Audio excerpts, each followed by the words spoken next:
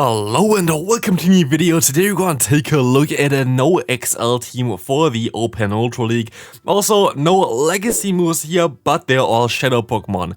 You don't need to have all shadow Pokemon here though, so like if you're looking for a very cheap team that you can run for the Open Ultra League, this might be the one that you want to run.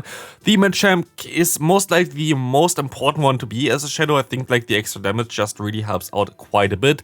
But the rest of it, you don't really need to have it. I feel like even especially for the Alolan Muk, you actually maybe want to have the normal variant because the shadow variant makes it a little bit too squishy for at least my behalf. But still, very good team actually. Yeah, like I didn't think that this would work out as well. I tried this team out already like earlier before in like previous seasons, but I feel like it might even got a buff for this season. Don't know how the meta really changed or whatever, but I feel like this definitely worked out pretty well for me today. So let's take a look at some gameplay here. So you're going to encounter a MEWeedle, which you're going to be able to just hard hit down here with our Machamp. It's going to knock them out and it's going to be already a good game there, as they don't even have to showcase the opponent, the final Pokemon, because they have the Alolan Sandslash in the lead there, or like in the back there. As you're going to encounter the next matchup. This is a matchup that I only now noticed afterwards on how to actually play this one. This is like, for example, one of the prime examples where you should try to play a team for a little bit longer. The thing is with this matchup here in particular, if you have the Shadow Machamp against the Shadow Swampert, you should try to go for the 2 versus 1 shield scenario. Why? Because if you go for your own charge move first, you're going to be able to get the first shield from the opponent. You have to invest 2 shields there, but if you invest 2 shields, you can farm them all the way down without throwing a single other charge move. You only have to throw 1 charge move to get the final, like a shield from the opponent. Afterwards, you can completely farm them down the entire way through. But if you throw another charge move, you wouldn't be able to do that, because you're missing this extra 1 fast move to knock them out. But in the Shadow Machamp vs Shadow Swampert matchup, I think we're going to see it later on a little bit clearer as well. You can actually just go ahead and farm them all the way down in the 2 shield scenario if you only throw 1 cross chop and then afterwards just farm them all the way down. So yeah, this is definitely something that you can do and should do, as you're going to encounter now the, what's called the Charizard against us here, which is most likely not ideal as the opponent going to snipe me with the Swampert. I thought they would try to snipe me there. I wanted to go for my charge move, but the game lagged. Don't think I still would have won without it though, so like I'm not going to use it as an excuse or whatever, but like right now still have some frame drops. It got a little bit better in my opinion. I feel like frame drops are a little bit less than I had it before, so that's definitely a positive thing, but don't know, like it's still not perfect, but definitely a little bit better at least for me. Are you still encountering frame drops? Let me know in the comment section as well. And while you're scrolling down there, of course, leave a like on the video. It's for free. Also subscribe if you haven't already. Easiest way to support the channel. Here we're going to encounter a fellow Snorlax user. I had to go for the Body Slam prior because I wouldn't have went for the superpower anymore, but they also just caught the move. But we can still knock them out before they can even get to a move with our Machamp, as we can swap out into our good friend, the Shadow Alolan, what's called Muk here, which is going to be able to farm them all the way down, as they're going to now go for another charge move. We're going to keep the Muk alive because we have a move start right now. And in comes the Sandslash, which has access to the fast move Shadow Claw. And as you're going to see here right now, the opponent going to let the first move go through, which is going to be a Dark Pulse, and we can go for another one. And I think they expect us to only have an Acid Spray here right now, which didn't work out for them. And at this point of time, this game is over and there is nothing they can do. So this was a very nice one for us. Let's see the next game. We're going to have a great lead here for us, as you're going to see now the Zapdos coming in. Honestly, I was a little bit slow at swapping out here because I wasn't paying attention to the game, to be fair. But we will now get the Drill Peck against us, which we're going to shield up. But the next one doesn't knock us out, which is going to be very decent for me, as I can now go ahead and go for the Acid Spray, which they're going to shield up, which is amazing for me because I can still farm them down before they can get to another charge move. Now I have a ton of energy, and Muk has pretty high HP, which is going to be super important for this matchup, as the lock-on damage is not doing too much damage against me, allowing me to get to all those charge moves here. We already got him super low here, and the opponent going to decide to swap out into a Cresselia. I can still get to another charge move here, and I'm gonna go for the Acid Spray. And look at this, like the Alolan Muk is just bullying the opponent at this point of time, as he can go ahead, go into our Snorlax, and we can just let this move go through. Future Sight did more damage than I expected, but I can still go ahead and go for the Body Slam spam here right now, which we will see does a ton of damage when the opponent is double debuffed, and especially with our lick damage being super effective here right now. It is just looking great for us, as we are super low enough that the opponent can farm us down with a Registeel, but also already at a point where we're definitely going to be able to win this game. Gonna go into the Muk here, which doesn't matter at all. Like, even if they found me all the way down there and they didn't throw, it wouldn't have mattered because the matchup against Machamp, even if like opponent's Reggie Steel is at 100 energy there. If you shield once, they are at 25, and you're going to see him P-tie with a cross chop against their next charge move. So there was nothing where we can lose this. Look at this amazing catch onto the Seraphage here with the Leaf Blade, which is going to be resisted, and that worked out really well for me. As in comes now the Brave Bird, which you can shield up, and then comes now the Walrein, which we can now go ahead and go for the Dark Pulse just to get some damage towards them. As they also go straight for their own charge move, this is going to do a ton of damage. We actually put them now into range for even the charge move from our Snorlax, so in comes again our Machamp, but sadly they're going to run the Toxicroak in the back. This is going to be the hardest core breaker for this team. Toxicroak is something that basically beats the entire team here, so that's going to be a little bit tricky, but that's something that you kinda have to keep in mind. I'm not sure if there's a better way to really make a team that doesn't get beat by Toxicroak though. Here we're still gonna get pretty close of beating them, but yeah, Toxicroak is difficult for this team. Like, this is just something that you have to keep in mind. There's nothing that you can really do about this. This is like the thing in general. Your team can be weak to a certain Pokemon if you don't encounter it too often. Like, you're most likely going to encounter it eventually anyway. But if you don't encounter it too often, the team can still be very decent if you just beat anything else. So here, for example, again, the matchup against Swampert as talked before already. I should just go ahead here and just go straight for the full farm down here. And you see me here making a huge mistake by not doing that, and I see only here right now that I would have been able to actually farm them all the way down, but they catch the move here with their Charizard, which is not really ideal for me. I can still go for one Rock Slide, and thanks to the HGL damage that I got through with my other charge move, with my Cross Chop, we should put them into range for one Body Slam from our Snorlax here, which is going to be very nice for us.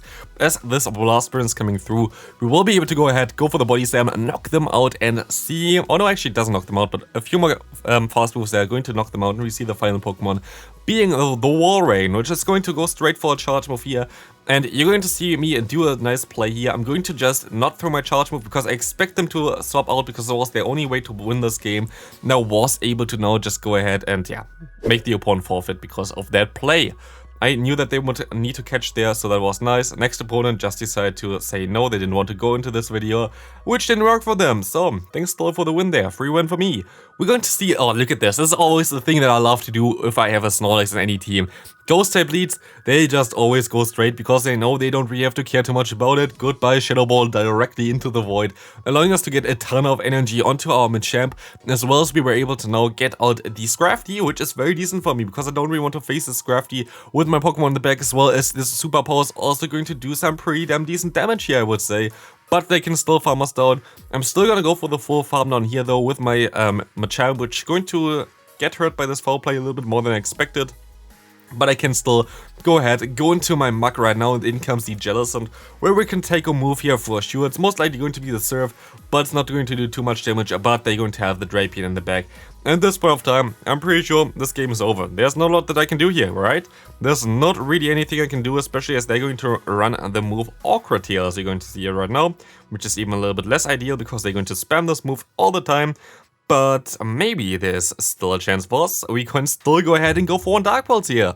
And this Dark Pulse is going to be very nice for us. It's going to knock out the opponent. It comes another Jellicent here right now. And we can go ahead and go for the Acid Spray here.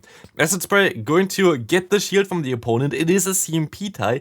And we have two moves stored into our Machamp here. And you're going to now see a Machamp knocking out a Ghost type, which is just so much fun to see. Look at this one. You're going to just be able to counter down the Ghost because of the insane double debuff there for the defense, thanks to the Acid Spray. Acid Spray variant of the Alolan Muk is just so much fun to play. Horrible lead. What do we do against Ghost type Pokemon? Of course, we're just going to catch a Shadow Ball here, because why not? We're going to get the Shadow Ball onto our Snorlax again. It does no damage, and we're going to get out the Galarian Stunfisk. This is actually a pretty decent matchup for me, because as you're going to see here right now, our lick damage is adding up pretty nicely, as they also going to go for their own charge move here. It's going to be their Earthquake. We can survive it. Not only that, we're also going to be able to reach 2 superpowers here in time before they can do anything, which is going to allow us to knock out the opponent, realign our Pokemon, caught the move of the opponent, have a ton of energy on my lead, and this energy we're going to use right now, because the opponent going to have the Tapu Fini in the back. We're just going to know already our Alolan Muk in the back going to core break the opponent here right now. There's nothing they can do about it. We have a total core breaker here because it beats both of the Tapu Fini as well as the Trevenant super easily. And they're going to forfeit this game because they know about this already. Let's take a look at the next game. We have a very nice lead here for us as we're going to see a Pidgeot coming in.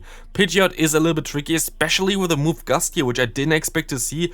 But we're gonna go ahead and go for the cross chop, which they're going to let go through, which I don't know why, but it's going to be a little bit tricky for me as I'm going to have to shield up now as well. Going to be at least the Brave Bird and not the debuffing move there. But of course, Galarian Stunfisk is going to have a prime day here. Not really ideal for us. We maybe could have played it a little bit differently. Maybe went for the charge move a little bit earlier and then swapped out already a little bit earlier.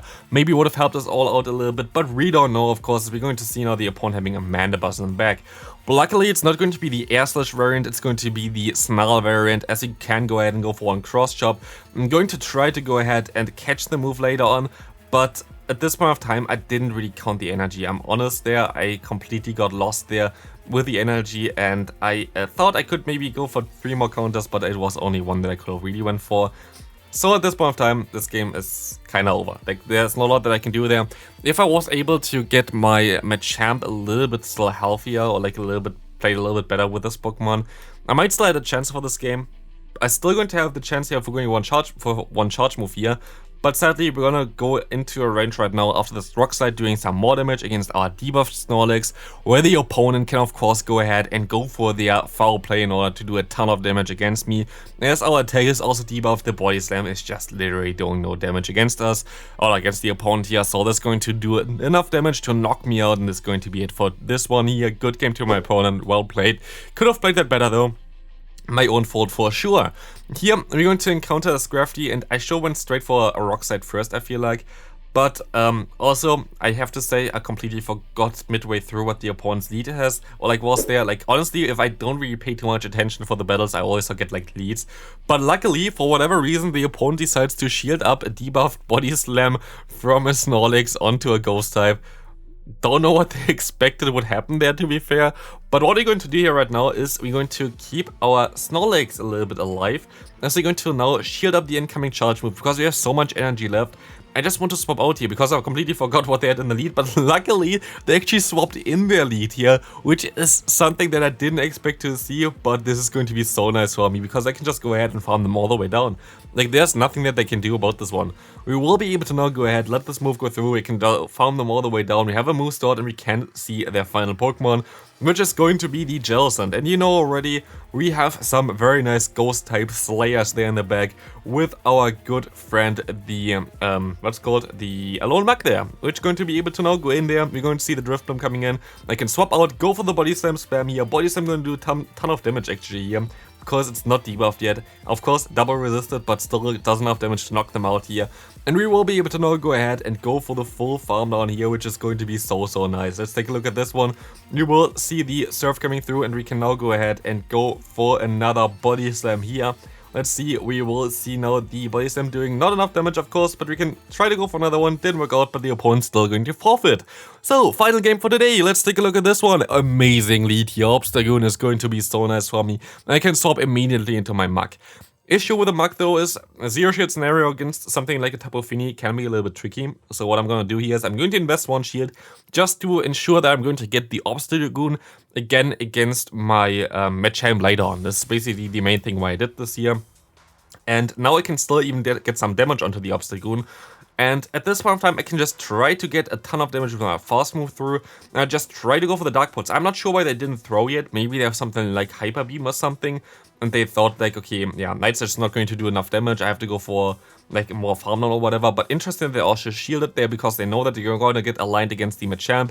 But they're going to run the Clefable in the back, which we're going to be able to now retaliate here with our good friend Snorlax. But Snorlax is not going to be the MVP for today's video. It's going to be the Machamp here later on, because we're going to let this next move go through. It's going to be a CMP type, very nicely played by the opponent here. But the Psychic is going to knock us out.